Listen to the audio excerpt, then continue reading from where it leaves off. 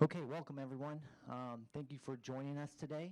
I'd like to welcome our viewers watching on NBC Sports Bay Area, on sfgiants.com, on the Giants Facebook page, and via the NBC Sports Bay Area My Teams app. So joining us for today's press conference is Giants President and CEO Larry Baer, and I would like to welcome new Giants President of Baseball Operations, Farhan Zaidi. Before we get into the Q&A, we'll have Larry and Farhan with opening remarks, and then we'll do a quick photo opportunity, and then we'll get into questions and answers. So with that, I'll turn it over to Larry. Great. Thanks, Matt. Good afternoon, everyone. I want to start with first with a shout out and huge recognition for Brian Sabian, who's here with us.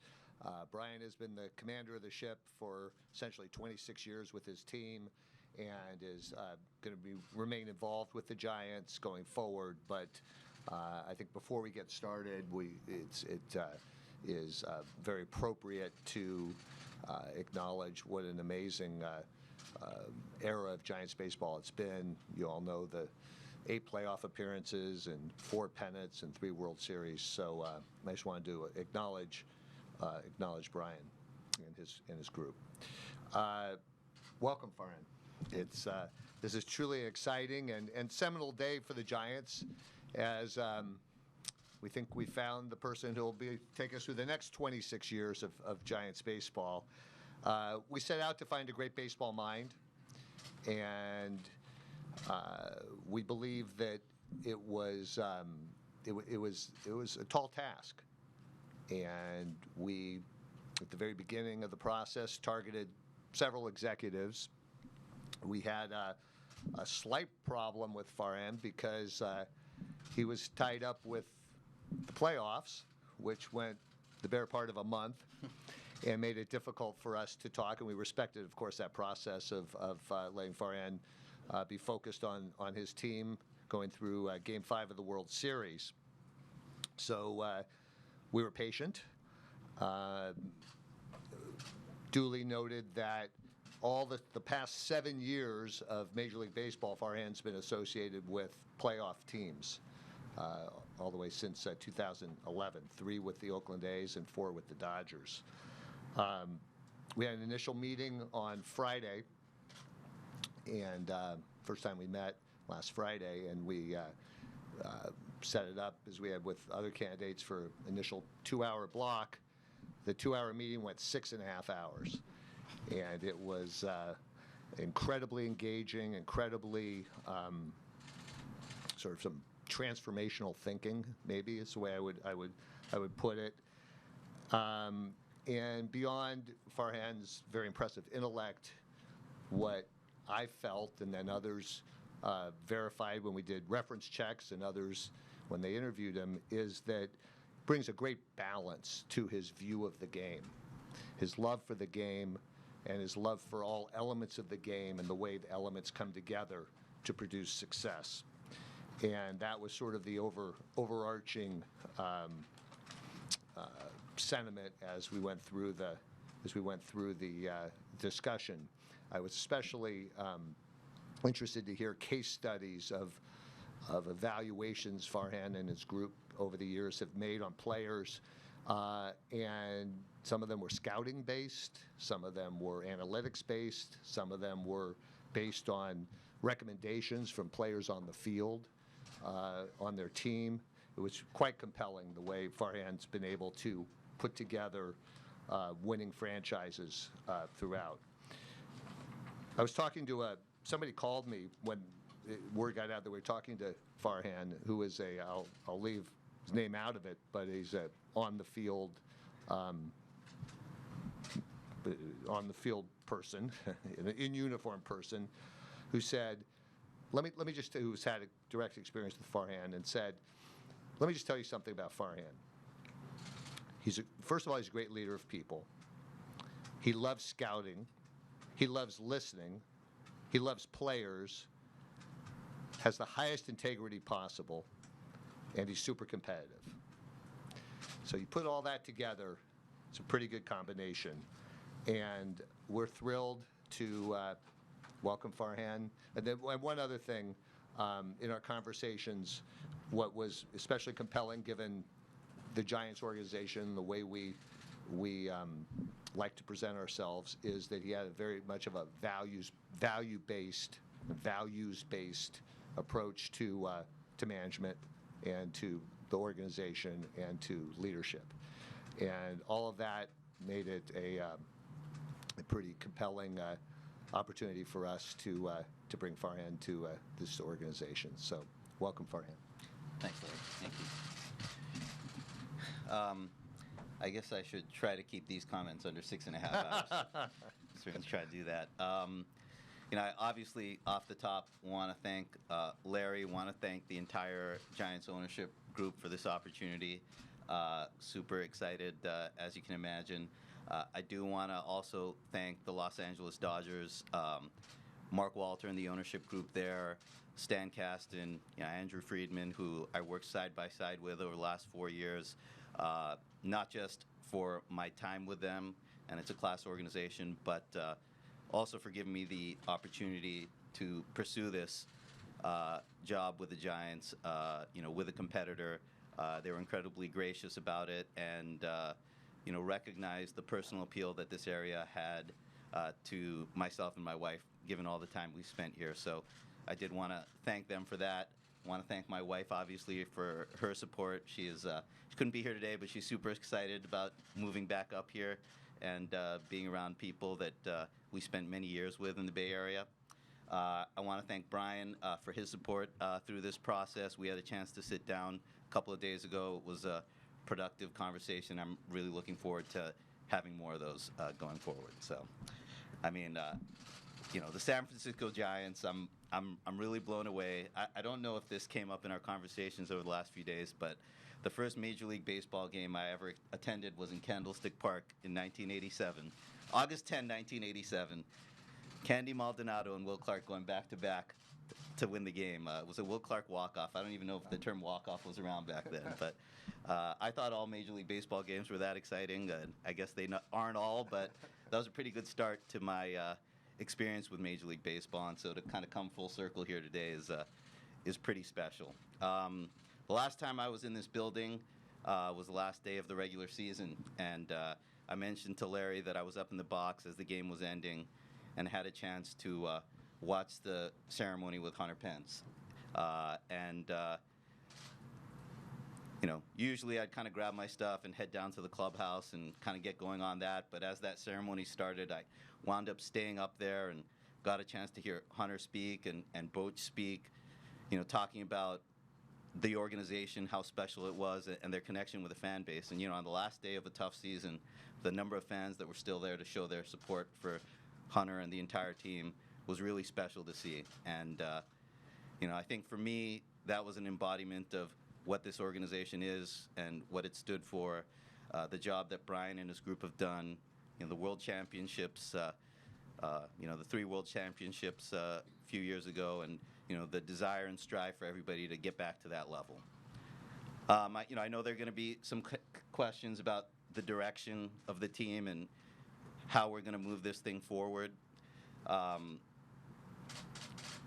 As I kind of thought through the best way to articulate my philosophy on that, I was reminded of something a front office executive in another sport shared with me about his head coach and something he'd say to his players when he walked into the locker room after a win. He would kind of address the team, and the last thing he would say before he walked out was humble in victory. And as a competitor and someone who's been involved in professional sports, that really just sent chills down my spine. And I'm going to kind of paraphrase that and adopt that here and use the phrase humble in process. I think that's a good way for us to move forward in this organization. There's a lot of use of the term rebuilding across professional sports.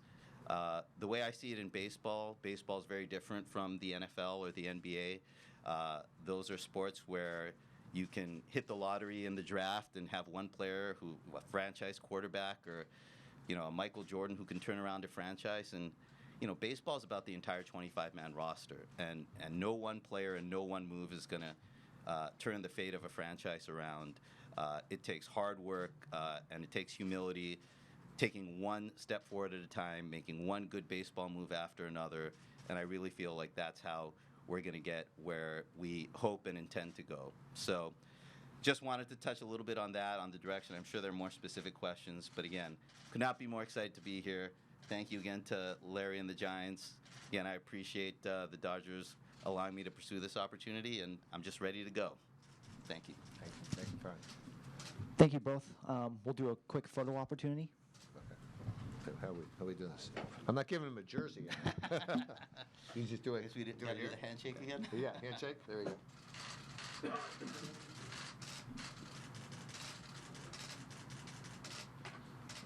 Thanks. Great, so we'll get into questions. Just a reminder, if you do have a question, please raise your hand. We will get you a wireless microphone, and I just ask that you state your name and affiliation.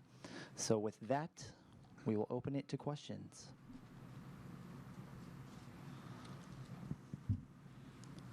Right here, Henry. Hi, Farhan. Congratulations. Henry Schulman, San Francisco Chronicle. I'm just going to build off the last thing that you said. I mean, I think generally the three options that you hear about are trying to win now, maybe a short retool, or tearing the thing apart and rebuilding it from scratch, even if it takes 3 or 4 years. Where do you see this organization, in that sort of spectrum? Right. I mean, we've had the opportunity to talk about that over the last few days, and as Larry said, I've had the good fortune of being in the playoffs for a few years now, and one thing that stood out to me, the thing that I appreciate most about that stretch is just playing meaningful baseball day in, day out, game in, game out. How energizing that is for the fans and for the players, and kind of playing out the string in a season where you're totally out of the playoff race. It takes its toll on the fans, the players, the entire organization. So, our goal is to play meaningful baseball as deep into the season and, as soon as we can. And, again, as an example of what I was talking about earlier with kind of just making one good baseball move after another, I look at my, former colleagues over across the bay with the Oakland A's, and they traded for Chris Davis 3 off seasons ago, coming off a season when they won 68 games, and they traded a couple of prospects to acquire this player who was heading into arbitration. And you look at that trade, and it's maybe not your typical move for a quote-unquote rebuilding team, but I think their mantra was, let's go out and identify value where we see it and just make this team better one move at a time. And they obviously reaped a terrific payoff for it this season. They made some other moves this past offseason. Steven Piscotty was another player they acquired, trading prospect capital away. And again, I think when you have that attitude and aren't too myopic about we're rebuilding, that means we're not going to sign free agents. That means we're not going to acquire veteran players. You're going to leave a lot of opportunities on the table. So I just think where we are as an organization right now, we have to cast as wide of a net as possible and not put too many labels on what this process is going to be, other than try to make smart and sound decisions. Right here in the middle, Jane. Hi. Hey, Jane. Congratulations. Thank you. Have you had a chance to talk to Bruce Bochy yet? I have. I spoke to. I don't know if you have a. Yeah. question No. about What did you guys kind of discuss in terms of what it might look like? Yeah, it was really important for me to connect with Boch as early as possible. I've had a chance to watch him from across the way these last few years, and even in my time in Oakland, he's a 3-time world champion. He's a Hall of Fame manager. I don't think, obviously we didn't get to these points in our career the same way or in a similar way, but, I think that's part of the beauty of the game, how we all wind up together and then pulling towards a common goal. So, I know he'd had the opportunity to talk to some people about their experience working with me, and, and I don't need to do that. I know what kind of manager he is. We spoke for about 5-10 minutes when I was on my way up to San Francisco, and I just told him how much I look forward to working with him, how much I feel I can learn from him, and just how excited I am to be here. And he was very welcoming, so it was a very positive conversation. Right here to your right, Tim. Hey, Farhan, Tim Kawakami, Hey, Tim. The Athletic. How you doing? I'm sure Maz Bumgarner came up in discussions with Larry over those 6.5 hours or other discussions. I'm not asking you to give up any strategy, I guess, unless you want to. But are you open to thinking about trading Bumgarner, knowing his contractual situation? Are you closing the door on that? Where are you on Bumgarner right now? Well, I have to say, anytime someone in the media asks me a question where I have an option of disclosing a strategy or not, I'm going to choose not to. So, but look, I understand the question, and the last time I was going through this kind of interview job transition process was in 2014, and I was in the Oakland airport watching the end of the 2014 World Series, and I saw Madison, finish off that superhuman effort in that last game. And so, I mean, it's funny. I remember at the time thinking, I'm working with the A's. I may be going to the Dodgers, two Giants rivals, and I can't help but, as a baseball fan, have such an appreciation for what this team and this guy have just done. So, he's been, a seminal pillar of this franchise for a long time, and that carries a lot of weight. At the same time, this is kind of day one for me. I'm eager to get opinions from a wide range of people on what they think makes sense in terms of a broader direction. And again, I think where we are, everything's got to be on the table in terms of how we move this team and roster forward. Right here in the middle, Phil. Hey, Farhan. Welcome. Phil Barber, Santa Rosa Press Democrat. As you discussed this position and accepted this position, were you told that anybody on the roster was untouchable, so to speak? And how about the manager? Is that all up to you at this point? Well, right now, I'm really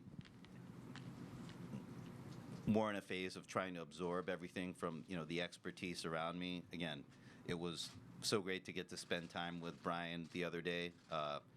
He's been around this organization for a long time. He knows these players and this roster better than anybody.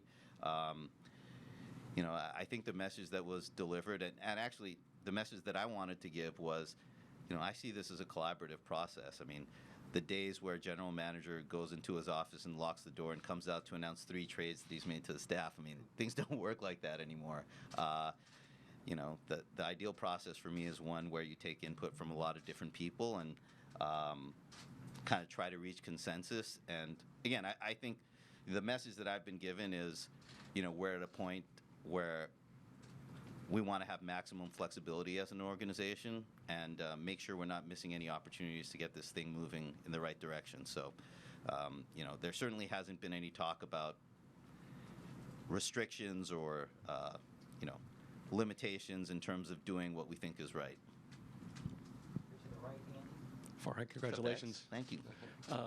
Just looking at the front office you're inheriting, obviously a lot of continuity in that group. I think the assumption is that you're going to hire a general manager to work side by side with you, and obviously you have a farm director opening with David Bell going to the Reds. Will that be one of the first orders of business? Do you envision that being a quick process, and just who would you seek to look for? Yeah, it's as Larry mentioned, this process wound up going pretty deep into the off season already. I wish it had gone 3 or 4 days longer, but wasn't to be. It's a very competitive landscape out there in terms of getting permission, especially for highly regarded top-level employees with other teams. And as you get deeper into the offseason, it becomes harder to get those permissions. So, in that regard, moving as quickly as possible is going to be imperative. At the same time, I know Larry's kind of gone through a fairly extensive process of interviewing people, and I've talked to him about getting his feedback on people he thought might be good candidates. I certainly want to talk to other people in the organization about that. I do envision if the right candidate comes along, certainly would hope to get something done, but it's going to be a function of timing and finding the right person. The farm director position, probably have less of a luxury of time on that. But even if we don't find the perfect candidate externally, there's certainly people internally that can hold down the position and do what we need to do if it winds up being something that goes on a little longer or even into next offseason. Right here up front. Yeah, Scott Osler of the Chronicle. Hi, Farhan. Hey, how are you, Scott? To oversimplify, you coming here with Bochy, it's kind of new school meets old school, as I said, to oversimplify. How will you resolve any? Some people see a potential for conflict there and clashing. How will you resolve that, and who would have the final call on strategy, things like that? Well, I'm glad you qualified it as being oversimplified, because that's how I was going to answer. Yeah, I mean, look, it's you know, a convenient narrative to see this as kind of a clash of schools of thought. I just don't see it that way at all. You know, again, had a really productive conversation with Boch, and as I said, I think I can learn a lot from him and the way he sees the game. He's a lot more experienced than I do. Again, I think there are things that I can bring to the table that give us an opportunity collectively to take a fresh look at how we do things. And again, I think if you get a chance to talk to managers that I've had the good fortune of working with, you know, last two are both guys that have been managers of the year, Dave Roberts and Bob Melvin. You know, I feel like those have been really productive relationships with a lot of ideas flowing both ways. I mean, I guess you'll have to corroborate that with them. They may have a different view of how those things went, but, you know, I feel pretty confident that, you know, they feel good about how our relationships evolved over time and kind of being in the trenches with these guys on a day-in, day-out basis. And, you know, one thing that I've learned in my time in baseball, and maybe this should go without saying, but it really doesn't, is, you know, the game's really hard, and managing is really hard. And it's easy to armchair manage. It's easy to watch a player and wonder why he swung at the slider down and away. Well, he's not trying to swing at a slider down and away. I mean, it's just hard to – it's a hard game. And, you know, as somebody who, you know, doesn't have the most illustrious playing career on his resume, I think for me to always remember that and keep that in mind is something that the players appreciate, because I think as much as anything, they want people to know that and appreciate the game isn't easy, and all we can ask for is full effort. And I guess the same goes for the manager. It's a tough game to manage. It's tough to manage personalities. It's tough when you're dealing with a series of 51-49 strategy decisions. And, you know, it's not my goal to armchair manage at all. I want somebody who feels empowered to make those decisions, and, you know, just want us to be able to talk through strategies and the roster and everything that comes with running a team on a day-to-day basis together. But if you disagree, who has final say? In what, I guess? Let's say the pitching rotation. Anything that is under the purview of the manager has final say, period. That is not even a question for me. So I didn't know whether, you know, I mean, look, as far as managing the roster goes, I think that's in the purview of the front office. As far as the day-to-day management of the team, lineups, pitching rotation, bullpen, usage, that kind of thing, I mean, that's the manager's job.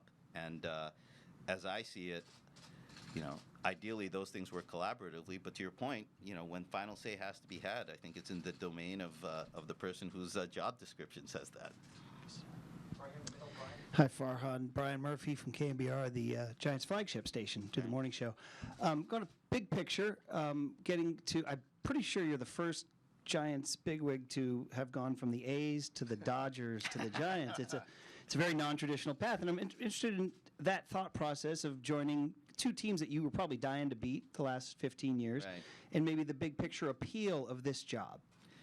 Yeah, I mean, I know my family and friends are getting a little tired of having to exchange their wardrobes, their baseball team wardrobes out.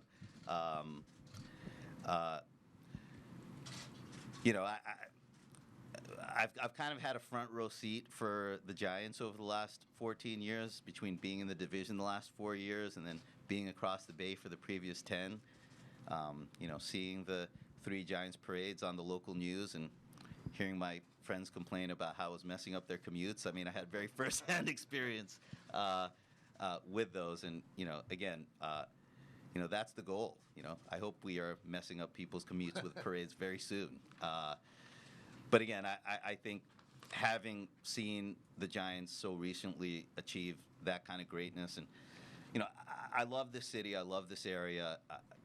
whenever the Dodgers came up here to play series, I tried to make the trips because of my affinity for the area, and stay in a hotel in Union Square. And I always made a point. I never took the team bus. I'd always walk, from Union Square to the park, just to be able to take in the city. And those last few blocks, when you start getting the critical mass of fans in their Giants gear, kind of walking into the park, that's a really energizing thing, and it's something that's really special about this city that I don't think you see in every city, in every urban ballpark. For me, given my background, the diversity of the fan base is also really special, and I think gives the fan base a real sense of identity that isn't very close knit with the city itself. So, that's some of what I think makes the Giants special, and has created a great respect and admiration on my part for the organization. Over here to your left, Ray. Farhan, what preconceptions that you had about this team from looking at them from Oakland and Los Angeles have you found to be true in your 2.5 hours / 6 hours that you've been here, and which ones have proven to be false? What sort of rethinking have you had to do about where you are now that maybe you didn't have in the 10 years before? Yeah, I mean, you try not to operate with those preconceptions, but I understand the question. I mean, you're always going to have impressions of an organization from the outside. And like I said, I've always had a lot of respect for this organization. Like I said, you win 3 world titles in 5 years, you're doing a lot right. It struck me, the themes of kind of flexibility that Larry talked about as we, tried to roadmap out, what the next few years would look like.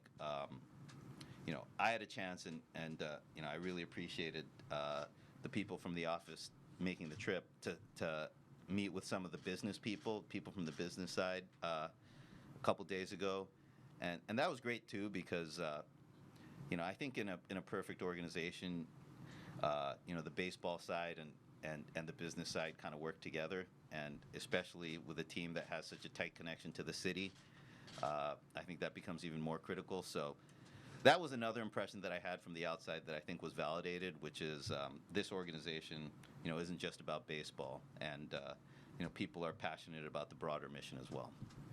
Right here in the back, right, Art. Art Spander, the Sports Exchange. You were talking about the Giants winning the World Series, which they did. The Dodgers did everything but win the World Series. What was your response to that? Dominated the National League and yet didn't get to the final goal. Yeah. Response was just total heartbreak, I guess. I mean, I don't know how else you say it. I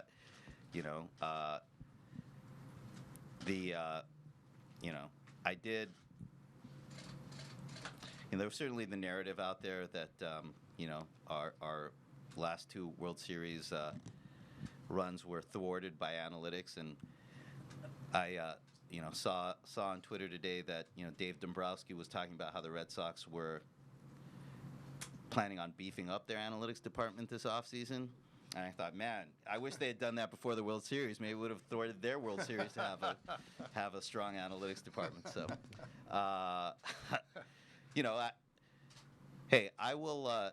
If you get to the World Series every year, I'll take my chances. And we played a couple of really special, worthy opponents that were deserving of winning those series.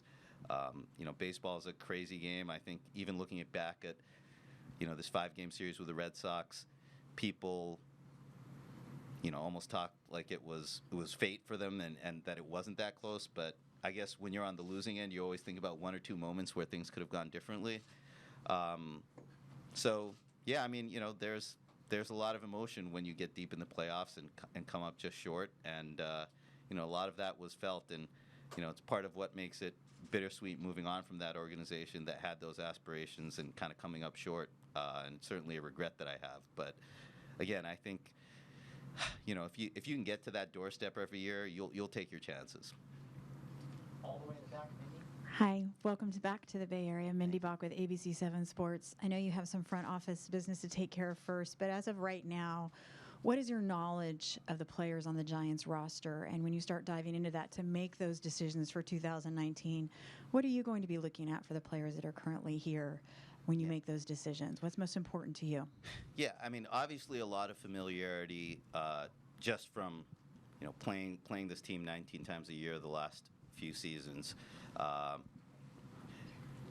Certainly once you're in a position to think about the roster and think about changes and be working in a front office capacity, that requires a different level of knowledge from just watching them from across the way 19 times a year. So certainly in the last week have tried to look more at, the financial outlook of the team, the state of the contracts, the depth chart, where I think we need to maybe add some reinforcements to the team, what kind of configurations, lineup-wise, platoon-wise, pitching rotation-wise, bullpen-wise, might make the most sense. But again, it's sort of day one, so pretty early in that process. But I'm looking forward again to getting opinions from Brian and the rest of his group, and really everybody involved with this baseball operation on where they think things are and where we can potentially get better. But I have a ton of respect for the group of players that's still here and all they've accomplished.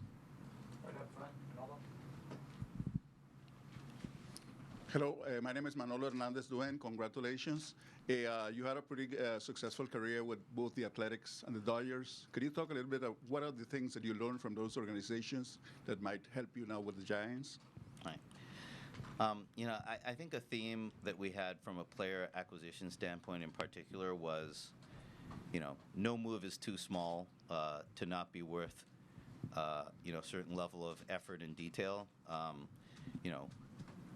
Waiver claims, minor league free agents, second or third players in trades. There's a lot of value to be had in identifying talent in those regards. And again, talent identification is key. And there are many ways to do that. Having a strong scouting staff is obviously important. Having a strong analytics department is important. I mean, when you're a franchise like the San Francisco Giants and you're at that stature, your goal should be to be the best at everything. It shouldn't be a choice of analytics or scouting or something else. So again, I think, ideally what we have is a special level of diligence, not just with some of the big picture moves that we've touched on already today, but making sure we don't leave any stone unturned in picking up players, that might not make headline news when we acquire them, but wind up being really impactful players for this organization. Right here to the right. Well, I have a couple just because I have control of the mic.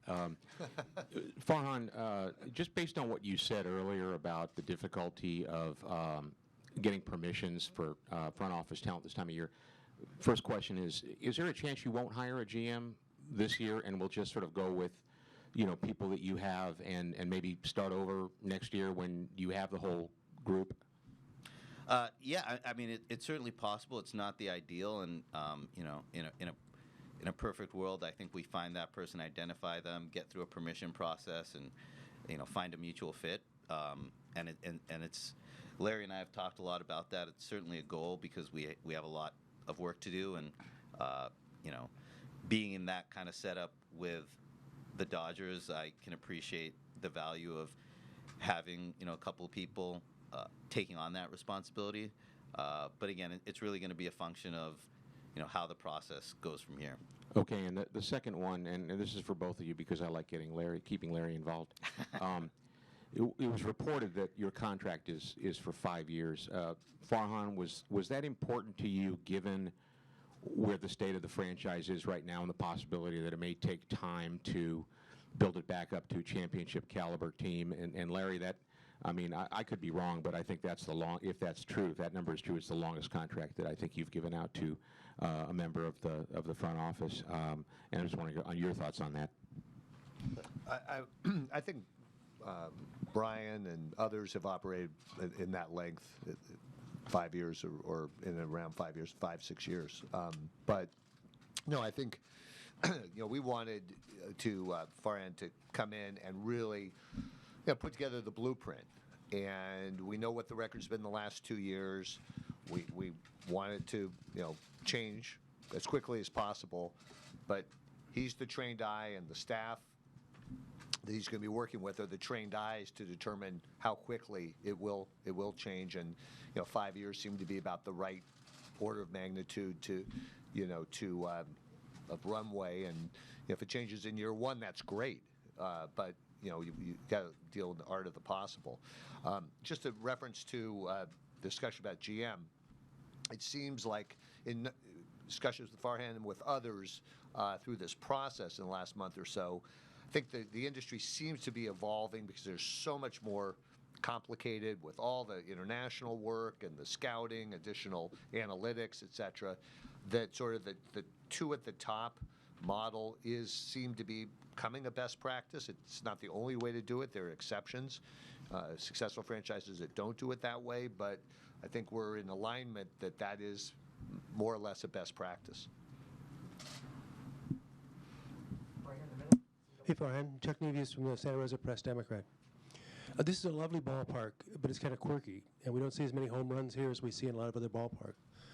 I'm wondering what you think about building a roster to fit a ballpark.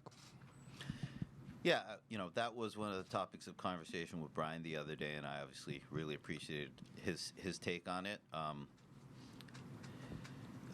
I think it's important. I mean, you're trying to create every advantage that you can, and if you can create a roster of players that is particularly conducive to your ballpark and